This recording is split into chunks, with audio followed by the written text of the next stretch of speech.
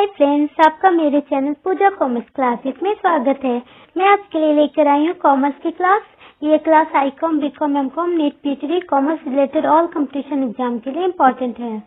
Commerce में मैं start करी हूँ अकाउंटेंसी की क्लास, जिसमें मैं अकाउंटेंसी की बेसिक थ्योरी को बता दी हूँ।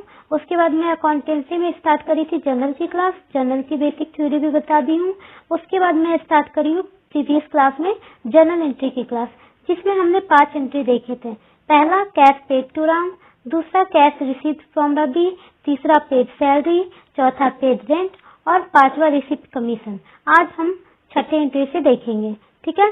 तो अगर आप वो वीडियो नहीं देखे हो तो आप जाकर उस वीडियो को देख सकते हो। मैं उसका लिंक डिस्क्रिप्शन बॉक्स में दे दूंगी। और जैसा कि मैंने कहा है कि ये क्लास आपको बहुत ही अच्छे से समझ में आने वाली है। अगर आपको जनरल एंट्री की क्लास नहीं समझ में आए तो आप मेरे चैनल को अनसब्सक्राइब कर देना। लेकिन हाँ, मैंने जो रूल्स बताए थे पिछले क्लास में वो आपको आने चाहिए बस। और उसके अलावा आप सिर्फ उतना माइंड में सेट कर लो, उसके बाद फिर आपके जो भी क्लासेस हैं वो अच्छे से समझ में आ जाएंगे, ठीक है। तो आइए हम अपनी इस क्लास को स्टार्ट करते हैं। हम देखते हैं 6 entry.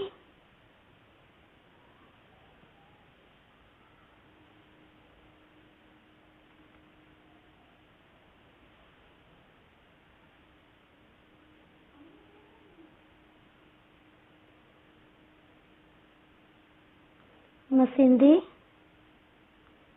Purchase, machinery purchase rupees 10,000,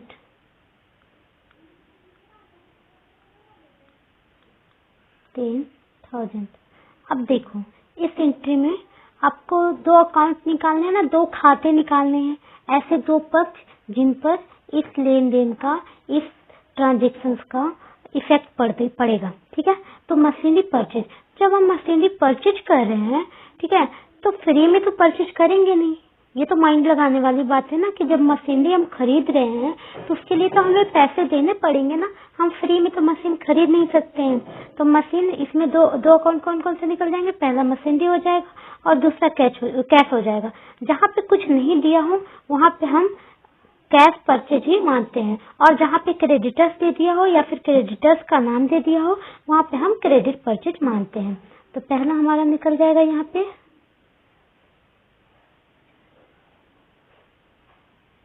machinery और दूसरा निकल जाएगा कैश। अब देखो, पहला तो हमारा निकल गया मशीनरी और दूसरा निकल गया कैश। तो अब मशीनरी जो है ये किस अकाउंट में आएंगे, पहले हमें ये जानना पड़ेगा ना। ये प्रेजेंट में आएगा, रियल में आएगा या फिर नॉमिनल में आएगा। तो मशीनरी हमारे लिए क्या है, मशीनरी हमारे लिए एक संपत्ति है, असेट्स है। और जितने भी असेट्स होते हैं वो सभी रियल अकाउंट में आते हैं। तो ये हो जाएगा रियल अकाउंट, ठीक है। और रियल अकाउंट का फॉर्मूला क्या होता है, debit what comes in, credit what goes out. आने वाली संपत्ति को डेबिट और जाने वाली संपत्ति को क्रेडिट किया जाता है। तो जब हम मशीन खरीद रहे हैं तो ऑलरेडी की मशीन हमारे पास आएगा। मशीन खरीद रहे हैं तो मशीन हमारे पास आ रहा है, और अगर हम उसे बेचते तो हमारे पास से जाता। और यहाँ पे हम खरीद रहे हैं तो इसलिए हमारे पास मशीन आएगा ना। और आने वाली संपत्ति को हम हमेशा क्या करते हैं, डेबिट करते हैं। तो इसे भी हम डेबिट कर देंगे। अब देखते हैं कैश। तो कैश भी क्या है, कैश संपत्ति है, असेट्स है हमारे लिए। तो कैश भी हो जाएगा, रियल अकाउंट हो जाएगा, रियल अकाउंट। अब इसका रूल वही होता है, debit what comes in, credit what goes out. आने वाली संपत्ति को डेबिट, जाने वाली संपत्ति को क्रेडिट। जब हम मशीन खरीद रहे हैं, मशीन हमारे पास आ रहा है, तो मशीन के बदले में हमें पैसे देने पड़ रहे हैं ना। तो मशीन आ रहा है, कैश तो हमारे पास से जा रहा है। तो कैश जाने वाली संपत्ति हो गई, तो जाने वाली संपत्ति को हम क्रेडिट कर देंगे। तो इसलिए हम इसे क्रेडिट करेंगे, यानी मशीनरी को डेबिट करेंगे और कैश को क्रेडिट करेंगे। तो आइए अब हम अपने इस एंट्री को करते हैं।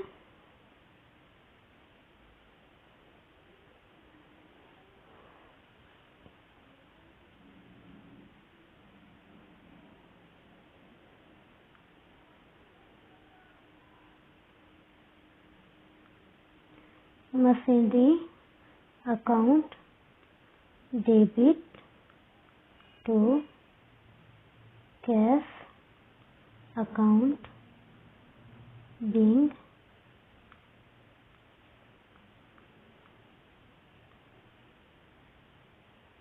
Purchase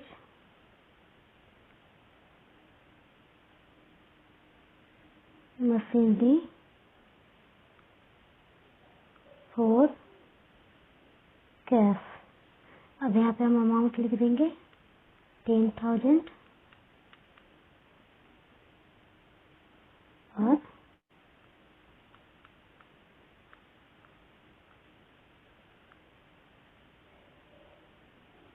purchase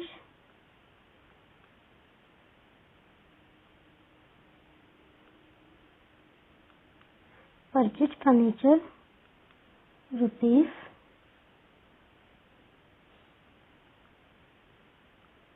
2,000। अब देखो यहाँ पे वहाँ पे मशीन खरीद रहे थे और यहाँ पे फर्नीचर खरीद रहे हैं, ठीक है। तो यहाँ पे भी दो अकाउंट निकलेंगे, हमारे दो खाते निकलेंगे, दो ऐसे पक्ष जिन पर इसका प्रभाव पड़ेगा। तो पहला तो हो गया फर्नीचर और दूसरा इसमें भी हो जाएगा कैश, क्योंकि जब यहाँ पे क्रेडिटर्स या फिर क्रेडिटर्स का नाम नहीं दिया है तो हम उसे कैश परचेज ही मानते हैं, ठीक है। कैश दे या ना दे, कैश परचेज ही हम मानेंगे। तो परचेज फर्नीचर जब दिया है तो फर्नीचर खरीद रहे हैं तो उसके बदले में हमें पैसे देने पड़ेंगे। तो यहाँ पे भी दो पक्ष निकल गए हमारे, पहला हो गया फर्नीचर और दूसरा हो गया कैश। अब देखो इसमें हम देखेंगे कि किस अकाउंट में आएंगे, यानी कि रियल अकाउंट में आएंगे, पर्सनल अकाउंट में आएंगे या फिर नॉमिनल अकाउंट में आएंगे। देखो जब दो पक्ष निकलते हैं ना तो ये कोई जरूरी नहीं है कि वो दोनों पर्सनल अकाउंट के ही हों, दोनों रियल अकाउंट के ही हों या दोनों नॉमिनल अकाउंट के ही हों, ये कोई जरूरी नहीं है। ये किसी के भी हो सकते हैं, एक पर्सनल अकाउंट का हो सकता है, एक रियल अकाउंट का हो सकता है, या फिर एक रियल अकाउंट एक नॉमिनल अकाउंट का भी हो सकता है, या फिर एक पर्सनल अकाउंट और एक नॉमिनल अकाउंट का भी हो सकता है। इस चीज के लिए आप कंफ्यूज ना करें, ठीक है। तो फर्नीचर हमारे लिए क्या है, संपत्ति है, असेट्स है, और जितने भी असेट्स होते हैं वो सभी रियल अकाउंट के अंतर्गत आते हैं। तो ये हो जाएगा रियल अकाउंट। और कैश भी क्या है, ये भी संपत्ति है यानी एसेट्स है, तो ये भी हो जाएगा रियल अकाउंट। अब हम देखते हैं रियल अकाउंट का फॉर्मूला क्या होता है। Debit what comes in, credit what goes out. आने वाली संपत्ति को डेबिट और जाने वाले संपत्ति को क्रेडिट करते हैं। तो जब फर्नीचर खरीद रहे हैं तो फर्नीचर हमारे पास से तो हमारे पास आ रहा है ना, फर्नीचर हम खरीदेंगे, फर्नीचर हमारे पास आएगा। लेकिन हाँ, कैश जो है, कैश हमारे पास से जाएगा। फर्नीचर खरीदे तो उसके बदले में हम फर्नीचर ला रहे हैं तो उसके बदले में पैसे देंगे ना, तो पैसे फर्नीचर हमारे पास आ रहा है और आने वाली संपत्ति को डेबिट करते हैं, तो इसे भी हम डेबिट कर देंगे। और जो कैश है, फर्नीचर के बदले में हम कैश दे रहे हैं तो कैश जा रहा है, तो जाने वाली संपत्ति को क्रेडिट करते तो कैश को क्रेडिट कर देंगे, ठीक है। तो फर्नीचर डेबिट होगा, कैश क्रेडिट होगा। आइए अब हम अपनी एंट्री को करते हैं।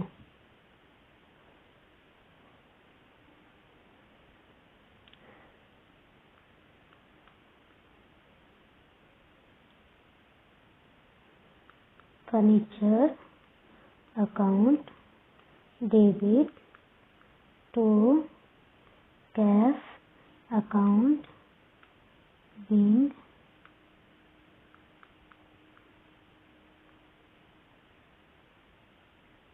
furniture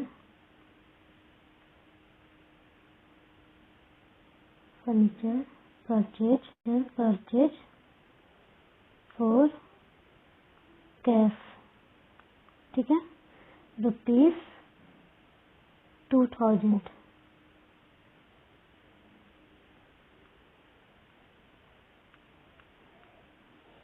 ये हो गया हमारा 7th एंट्री। अब हम देखेंगे 8th एंट्री को।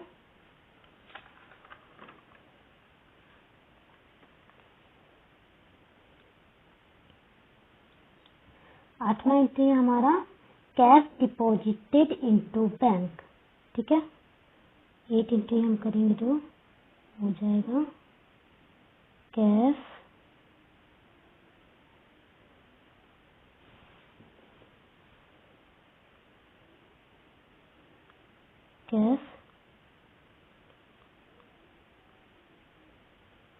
Deposited into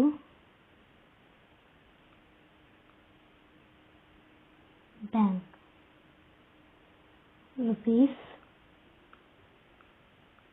₹5,000। अब देखो इसमें भी हमारे दो खाते निकलेंगे ना, दो पक्ष निकलेंगे। जब हम कैश डिपॉजिट करें बैंक में तो पहला तो हो गया कैश और दूसरा हो गया बैंक, ठीक है। तो हम यहाँ पे लिखते हैं कैश और यहाँ पे लिखते हैं बैंक। कैश जो है हमारे लिए संपत्ति है, असेट्स है, तो ये हो गई रियल अकाउंट। ठीक है, रियल अकाउंट।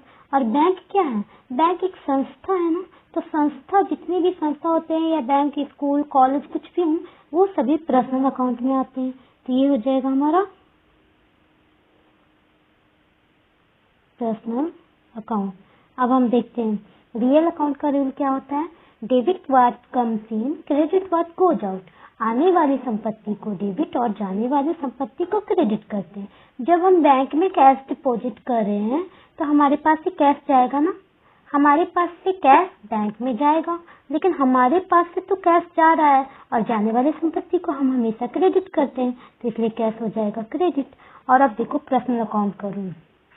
पर्सनल अकाउंट का रूल होता है debit the receiver, credit the giver.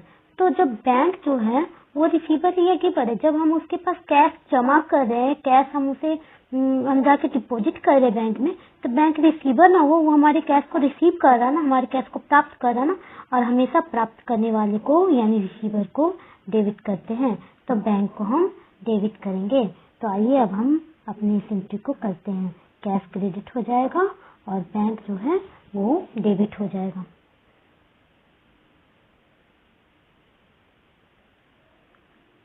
Bank account debit to cash account, being cash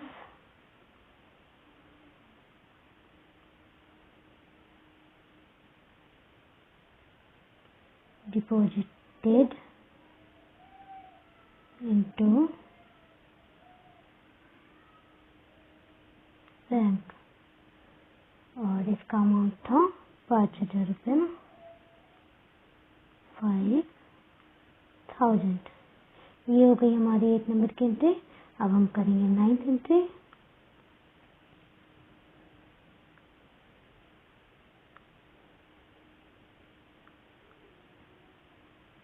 ninth entry में हम करेंगे bought goods for cash,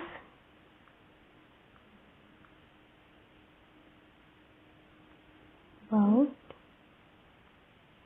goods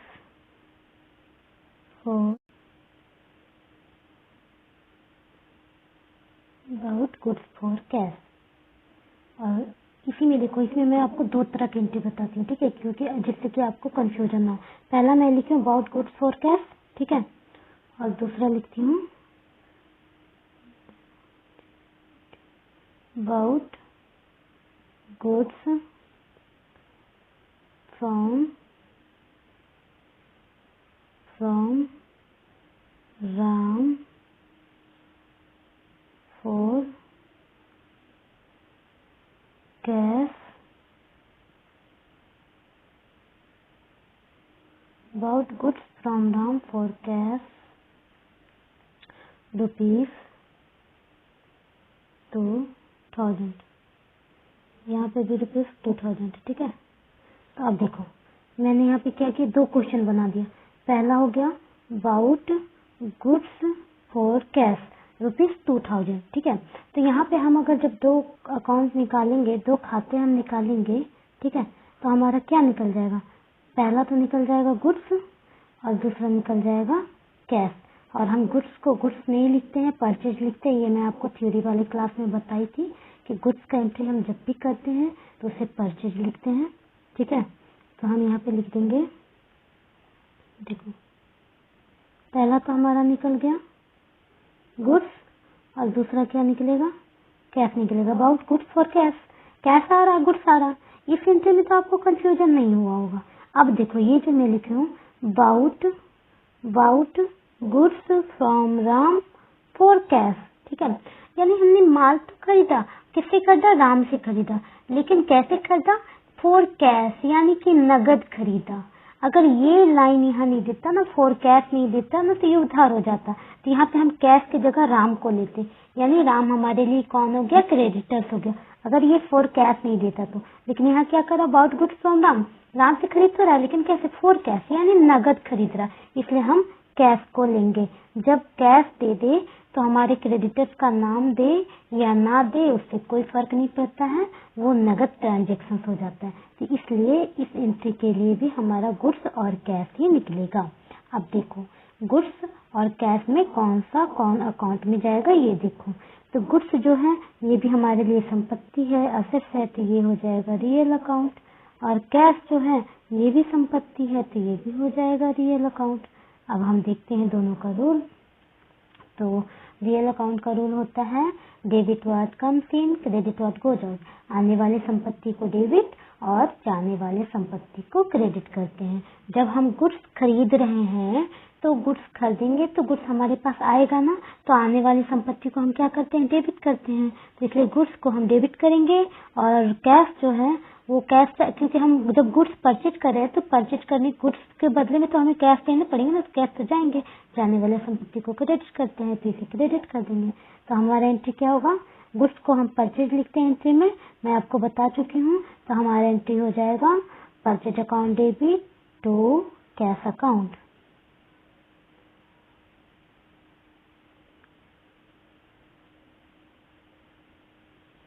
purchase account debit to cash account being goods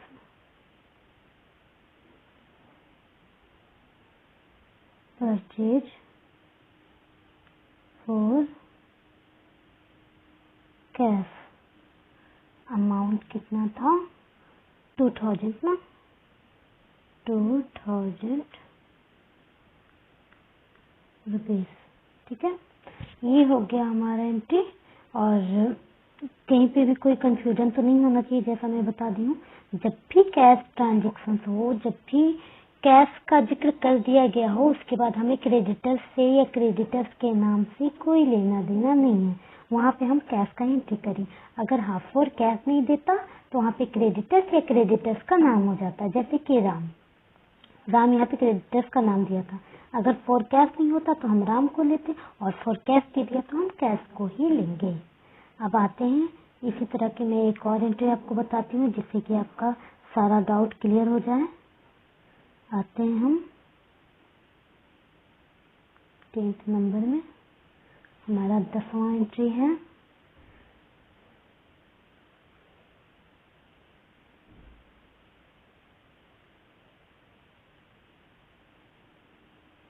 about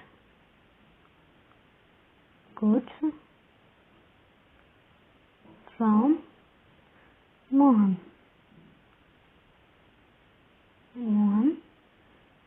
और देखो इसी में मैं एक और एंट्री ऐड करूंगी, about goods from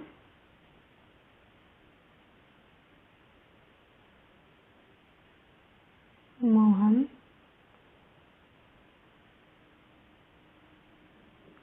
on credit. अब देखो यहाँ पे क्या है, चलो यहाँ पे भी अमाउंट 2000 लिख दे रही हूँ, 2000 इसमें भी लिखा हो, ठीक है, यहाँ पे भी 2000 हो जाएगा। ठीक है, अब देखो bought goods from Mohan, bought goods from Mohan यानी गुड्स खरीद रहे हैं, कितने खरीद रहे हैं, मोहन से खरीद रहे हैं। और यहाँ पे आप ध्यान दो, यहाँ पे कैश नहीं लिखा गया है, कहीं भी कैश का जिक्र नहीं किया गया है, और यहाँ लिखा हुआ है बाउट गुड्स फ्रॉम मोहन। अगर लिखा हुआ रहता बाउट गुड्स तो हम कैश ट्रांजेक्शन लिखते, जहाँ पे क्रेडिटर्स या क्रेडिटर्स का नाम ना दे वहाँ पे हम, अगर सिर्फ बाउट गुड्स रहता तो हम उसे कैश ट्रांजेक्शन मानते हैं। बट यहाँ पे बाउट गुड्स फ्रॉम मोहन, जहाँ पे क्रेडिटर्स या क्रेडिटर्स का नाम आ जाए तो वो क्रेडिट परचेज या क्रेडिट सेल्स होता है। ठीक है, तो यहाँ पे हमारा दो एंट्री क्या निकलेगा, मतलब दो अकाउंट क्या क्या निकलेगा। पहला तो गुड्स निकल गया, ठीक है, और दूसरा हमारा निकल जाएगा मोहन।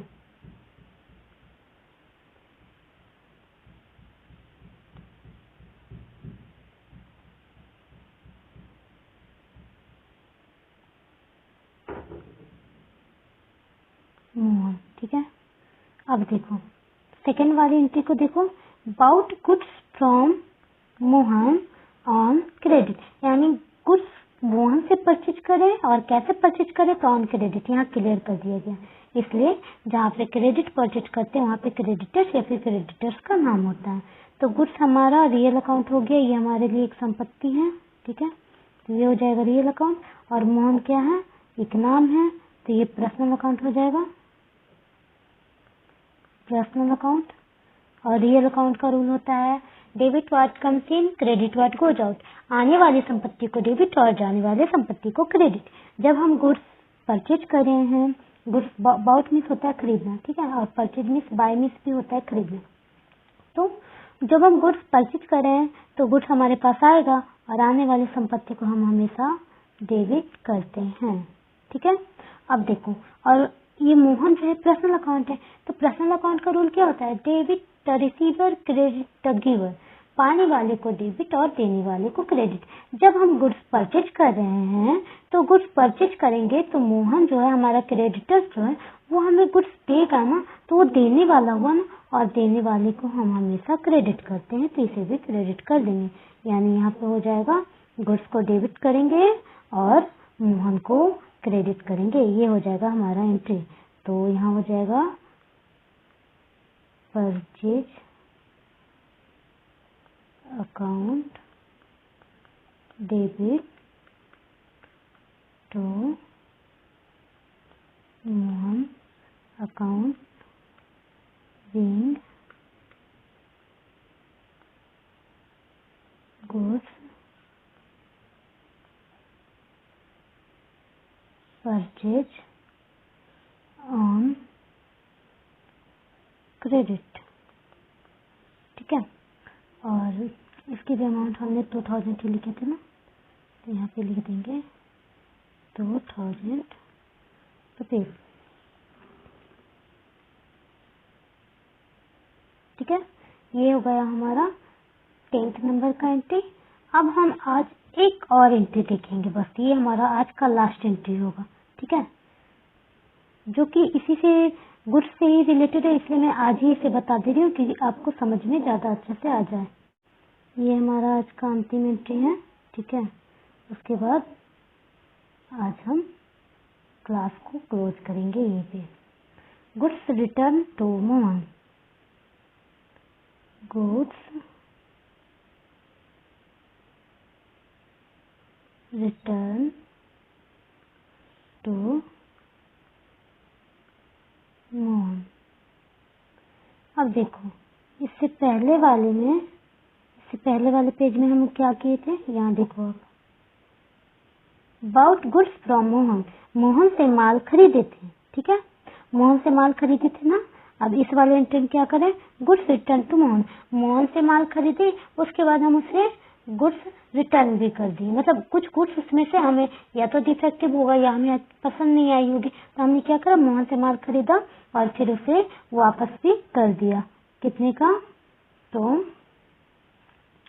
₹200 का, 2000 का हमने माल खरीदा था, उसमें से हमने 200 का माल मोहन को वापस कर दिया। यहाँ पे हमारा क्या निकलेगा, दो पक्ष कौन कौन सा निकलेगा, पहला निकल जाएगा गुड्स रिटर्न, यहाँ पे साफ दिख भी रहा है गुड्स रिटर्न, और दूसरा निकल जाएगा मोहन। तो यहाँ पे हम लिखेंगे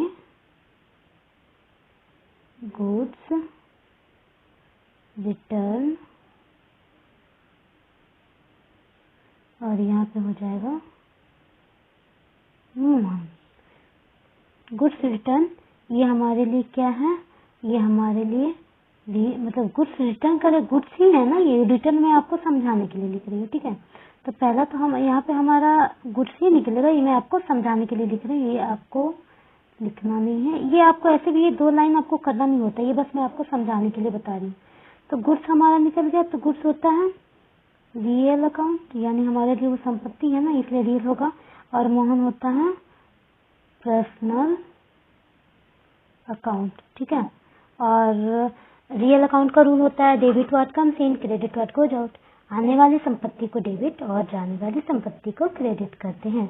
जब हम गुड्स परचेज किए तो हमारे पास तो डेबिट हुआ, लेकिन जब हम गुड्स उसे रिटर्न कर रहे हैं तो गुड्स हमारे पास से जाएगा ना, और जाने वाली संपत्ति को हम हमेशा क्रेडिट करते हैं।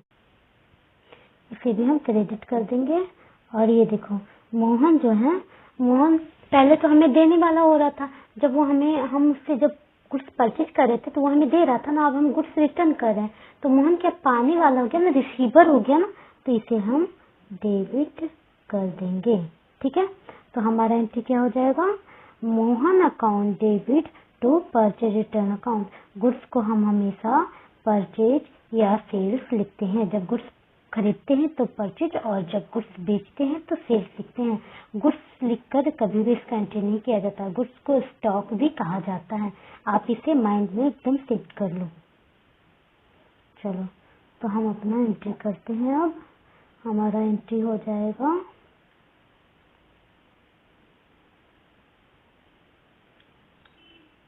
Mohan account debit to purchase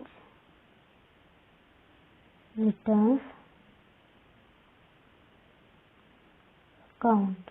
ठीक है, Mohan account debit to purchase returns account being goods return to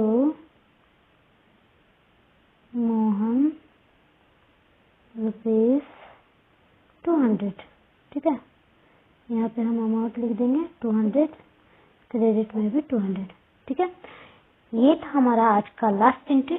और एक बात आप हमेशा ही माइंड में सेट करके रखो कि परचेज को हमेशा डेबिट किया जाता है।